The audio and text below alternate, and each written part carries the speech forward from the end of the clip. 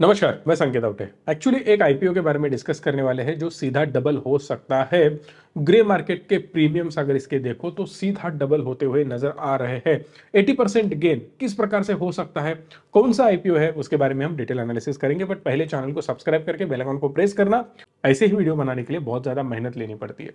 So maximum share करने की request मैं आपके सामने कर रहा हूं। सो बजाज हाउसिंग फाइनेंस, BHF हम इसको बोल सकते हैं। अगर हम कंपनी की बात करें तो आपको पता चलेगा कि ये बजाज ग्रुप की कंपनी है। 14 साल के बाद पहली बार इनका आईपीओ आ रहा है।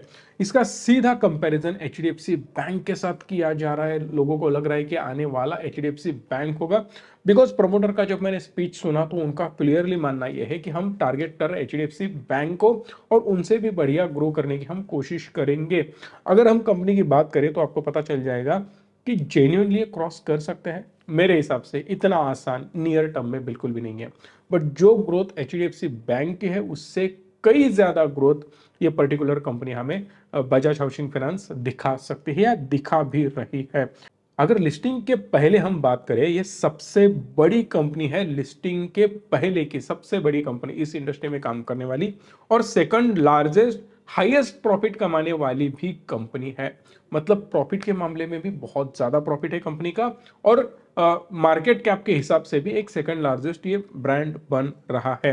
भारत सरकार की एक योजना है हर इंसान को घर। इस योजना के अंतर्गत बहुत सारे लोन्स दिए जा रहे हैं। कंपनी पर्टिकुलरली काम करती है हाउसिंग फाइनेंस में। हाउसिंग फाइनेंस की सिंपल कंसेप्ट समझ लो कि अगर आपको घर बनाना है तो आपको लोन चाहिए। वो लोन कौन प्रोवाइड करेगा? ये कंपनी करेगी। सबसे सेफेस्ट एसेट क्लास इसको बोला जाता है। मतलब क्या है, अगर आप घर बनाना चाहते हो तो मॉर्गेज क्या रखोगे? घर को रखोगे। अब इसमें और एक चैलेंज आता है कि अगर मैंने घर बनाने को पैसा दे दिया और उसने घर बांधा ही नहीं और सब पैसे उड़ा दिए, क्या करोगे? ऐसा बिल्कुल भी नहीं चलता है। घर जिस स्टेज में आपका कंप्लीट होते हुए आगे बढ़ता है उसी स्टेज में आपको पैसा भी मिलता जाता है। हर एक स्टेज में धीरे धीरे आपको पैसे मिलते हैं। इसका मतलब क्या है, इतना आपने कंप्लीट किया अगर तो इतना पैसा मिलेगा, 20%, 30%, फिर यहां तक आए, फिर 20%, 30%, ऐसे करते करते धीरे धीरे आपको पैसे मिलते हैं, हाउसिंग फाइनेंस के पैसे। इसका मतलब सिंपल है कि यहाँ पे डिफॉल्ट होने के चांसेस बहुत ज्यादा कम है। दूसरी इंपॉर्टेंट चीज यहाँ पे रेरा होता है, रेडी रेकनर। इसका मतलब गवर्नमेंट ने हर एक प्रॉपर्टी की प्राइस तय करके रखी है। अगर आप ध्यान से देखो तो आपको पता चलेगा मार्केट में ब्लैक एंड व्हाइट दो चीजें चलती हैं। अगर कोई प्रॉपर्टी 1 करोड़ की है मार्केट वैल्यू, तो एक्चुअल गवर्नमेंट वैल्यूएशन उसका 50 लाख ही होता है। अगर गवर्नमेंट वैल्यूएशन 50 लाख है, इसका मतलब आपको लोन 50 लाख पे ही मिलेगा मैक्स। उसका वैल्यूएशन उससे ज्यादा बिल्कुल भी नहीं होता है। इसका मतलब जो भी प्रॉपर्टी अभी मार्केट में है वो गवर्नमेंट वैल्यूएशन के हिसाब से उसको पैसा दिया जाता है। मतलब क्या हुआ, अगर कोई बंदा 1 करोड़ का लोन ले रहा है, इसका मतलब उसकी प्रॉपर्टी 1 करोड़ से भी ज्यादा मार्केट वैल्यूएशन की है। सो सिंपली अगर वो डिफॉल्ट कर जाता है तो प्रॉपर्टी की ओनरशिप सीधा हाउसिंग फाइनेंस के पास आ जाती है, जिसकी वजह से उनको जो रिस्क फैक्टर होता है वो बहुत ज्यादा कम होता है। इसीलिए कंपनी के अगर आप नॉन परफॉर्मिंग एसेट देखो वो इंडस्ट्री में सबसे लोएस्ट है। सो दैट हम क्या देखेंगे, GNPA, gross non performing asset, which is 2%। But ये ग्रॉस है, नेट नहीं है।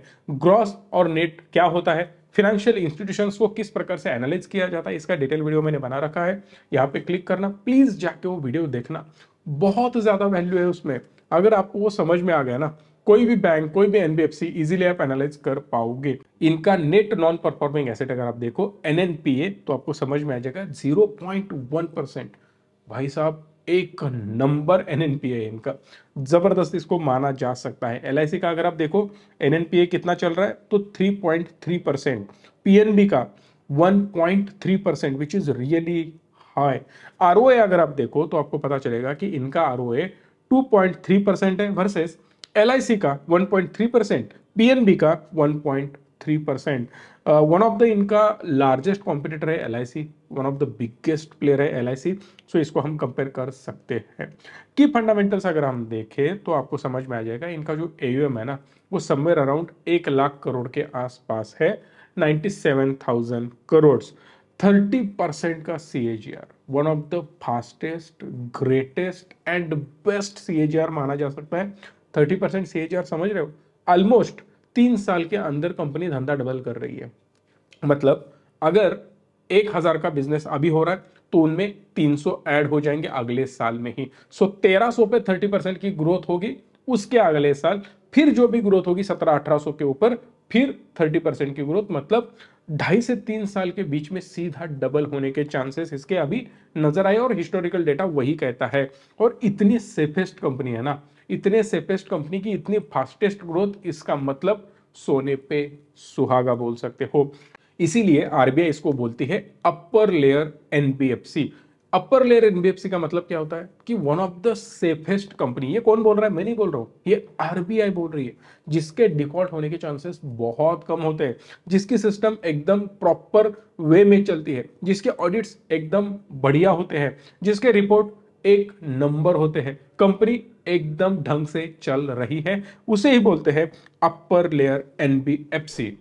अगर यहाँ पे कुछ ऊपर नीचे हो तो आरबीआई उसको ऊपर नीचे होने नहीं देती, आरबीआई बीच में आ जाती है, उनको सर्वाइव करने का मौका देती है। उसमें बहुत ज्यादा एफर्ट्स आरबीआई भी लेती है, बिकॉज आरबीआई को इसको डूबने नहीं देना होता है।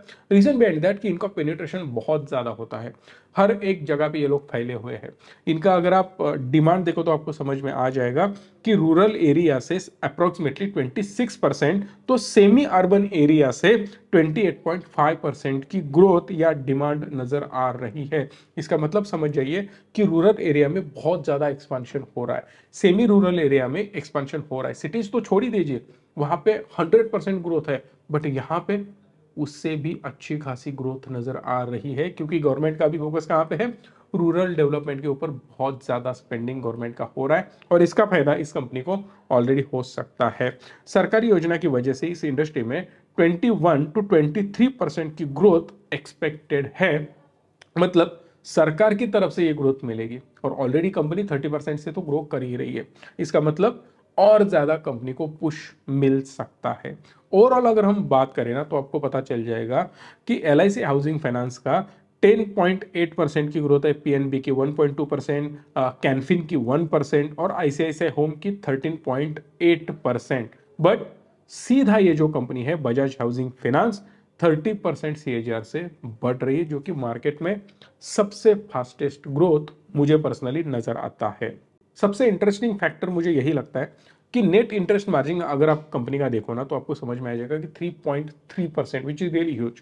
नेट इंटरेस्ट मार्जिन इतना रखना मतलब बहुत बड़ी बात होती है, जहां पे एलआईसी का 3.2% है, पीएनबी का 3.1 और कैनफिन का 3.3%। कंपनी को ऑलमोस्ट 6,500 करोड़ की डिमांड है, 6,500 करोड़ कंपनी को चाहिए। फ्रेश इशू करेगी कंपनी 3,500 करोड़ के आसपास, और ऑफर फॉर सेल है 3,000 करोड़ के आसपास। सो दैट कंपनी ने एक बढ़िया डिसीजन लिया है कि स्टॉक प्राइस बहुत कम रखी है। प्राइस बैंड है 66 to 70 रुपीज पर शेयर। इसका मतलब बहुत छोटे स्केल पे जो भी रिटेलर है वो भी यहाँ पे इन्वेस्ट कर सकते हैं, क्योंकि लोगों को लगता है अरे यार पेनी स्टॉक है, 60 रुपए का मिल रहा है, 70 का मिल रहा है, अप्लाई कर दो। इस लेवल के, इस सोच के जो लोग हैं ना वो भी इसमें पार्टिसिपेट करेंगे, क्योंकि बहुत तगड़ी अमाउंट इनको रेज करनी है, 6,500 करोड़। और मेरे हिसाब से ग्रे मार्केट में जो भी प्रीमियम चल रहा है ना वो अप्रोक्सीमेटली 80% मोर देन दिस चल रहा है। इसका मतलब अप्रोक्सीमेटली 123 रुपीज के आसपास वो चल रहा है, जो कि इजीली आपके पैसे डबल कर सकता है। एज पर ग्रे प्रीमियम की मैं बात कर रहा हूं, मैं कुछ भी आपको बाइंग सेलिंग का रिकमेंडेशन नहीं दे रहा हूं। अभी फिलहाल आईपीओ की डेट अगर आप देखो तो 9 सितंबर से लेके 11 सितंबर 2024 तक ये क्लोज होने वाला है। सो 9 से लेके 11 तक, 9, 10 और 11 3 दिन ये आईपीओ चलेगा। मेरे हिसाब से इजीली अच्छा खासा सब्सक्रिप्शन यहाँ पे आना चाहिए। अगर आपके पास बजाज फाइनेंस, बजाज फिनसर्व के स्टॉक होंगे तो आपके लिए सेपरेट कोटा भी अलॉट किया गया है, वहां से आप अप्लाई कर सकते हो। बट वो जो है वो स्टॉक आपके पास पुराने होने चाहिए। आज के बाद अगर आप बाय करने जाओ और हमारे पास वो स्टॉक्स है ऐसे अगर आप बोलोगे तो उसका फायदा आपको होने वाला बिल्कुल भी नहीं है। इस इंडस्ट्री की अगर हम बात करें तो आपको समझ में आ जाएगा कि ये जो ग्रोथ है इनकी फास्टेस्ट ग्रोथ है, कंपनी बढ़िया है। सिर्फ 2-4 कंसर्न्स है कि आरबीआई के रूल्स बार बार चेंज होते रहते हैं, उनमें बहुत सारे नए नए चेंजेस आते हैं, उसका इम्पैक्ट निगेटिव इस कंपनी पे हो सकता है। अगर कंपनी जिस वे में चल रही है उसी वे में चलते रहे तो डेफिनेटली वो ड्रॉबैक जो है, रेड फ्लैग जो है वो ज्यादा मायने बिल्कुल भी नहीं रखता। दूसरी इंपॉर्टेंट चीज जो है, कोई भी आईपीओ यार, मतलब एकदम घटिया से घटिया IPO 100 time, 200 time, 400 time over subscribe हो रहा है। इसका मतलब क्या है? लोग इतने ज्यादा डिस्परेट है ना, कुछ भी करके मुझे आईपीओ चाहिए, ऐसा माहौल अभी चल रहा है। सो दैट इसका सब्सक्रिप्शन अच्छा खासा आ सकता है, जो कि मार्केट में लोग बोल रहे हैं कि इतना ज्यादा सब्सक्रिप्शन नहीं आएगा, बट मेरे हिसाब से बहुत तगड़ा सब्सक्रिप्शन यहाँ पे आ सकता है। क्योंकि बजाज ग्रुप की अगर हम बात करें तो अप्रोक्सीमेटली, अगर हम ओवरऑल बजाज ग्रुप की बात करें ना, तो आपको समझ में आ जाएगा कि बजाज फिनसर्व ने 200x रिटर्न दिए हैं, मतलब 2000% से भी ज्यादा आईपीओ लॉन्च होने से आज तक। बजाज ऑटो ने 1000x, उसके साथ साथ सबसे तगड़ा रिजल्ट दिया है बजाज फिनांस ने 5000x, मतलब 51,000% के रिटर्न उन्होंने आज तक दिए हैं। अगर आपने उस वक्त इसमें इन्वेस्ट किया होता तो आज आपका पैसा 5000x हो जाता। जो भी अमाउंट है उसको 5000 से मल्टीप्लाई कर देना। और ये जो भी मैं बता रहा हूं, ये बोनस मैंने इंक्लूड नहीं किया है, स्प्लिट मैंने इंक्लूड नहीं किया है, वैसे मैं आपको बता रहा हूं सो दैट इमेजिन करना किस लेवल पे रिटर्न इन स्टॉक ने दिए होंगे। जो भी शुरुआत में इन्वेस्ट किए होंगे इस स्टॉक में, उनका आज पैसा कितना ज्यादा बड़ा हुआ होगा। बट वो भी इंपॉर्टेंट एक चीज याद रखना कि जब भी हम बातें करते हैं ना, वो डेवलप होने के बाद बातें करते हैं। अगर उस वक्त हम इसके बारे में सोच रहे होंगे तो एक छोटा ग्रुप था, छोटी सी वैल्यूएशन थी, और उस वक्त हमें ये क्लियरिटी नहीं थी कि ये इतना ज़्यादा बड़ा हो जाएगा। बट अभी बहुत सारे ऐसे स्टॉक्स हैं जिसके एनालिसिस मैंने ऑलरेडी कर रखे हैं, वो भी वीडियो जाके आप पीछे देख सकते हो। इस स्टॉक के बारे में मुझे अच्छा खासा कन्विक्शन है, बट सिर्फ एक ही प्रॉब्लम है, इसका जो पी रेशो है ना वो बहुत ज़्यादा है। 30 के आसपास इसका पी रेशो बन रहा है, और लिस्ट होने के बाद ये पी और ज़्यादा बढ़ेगा, जो कि एडजस्ट होने में 1 से 2 साल जाएंगे। सो दैट एक फास्ट मूव आ सकती है, और बाद में ये रेंज बाउंड रहता है या फिर से वापस रैली देता है, वो भी देखना पड़ेगा। जिस प्रकार से ओला इलेक्ट्रिक का हाल हुआ है, उसी प्रकार से इसमें अगर होता है तो लोग परेशान हो सकते हैं। आपको क्या लगता है ओला इलेक्ट्रिक का आगे क्या होगा? अगर आपको मेरे से डिटेल वीडियो चाहिए तो OE कमेंट कर देना, ओला इलेक्ट्रिकल। मैं डेफिनेटली आपको एक नया वीडियो उसके ऊपर दे सकता हूं। वीडियो अच्छा लगा हो तो प्लीज लाइक शेयर और चैनल को सब्सक्राइब करना। धन्यवाद। Stay tune and stay positive.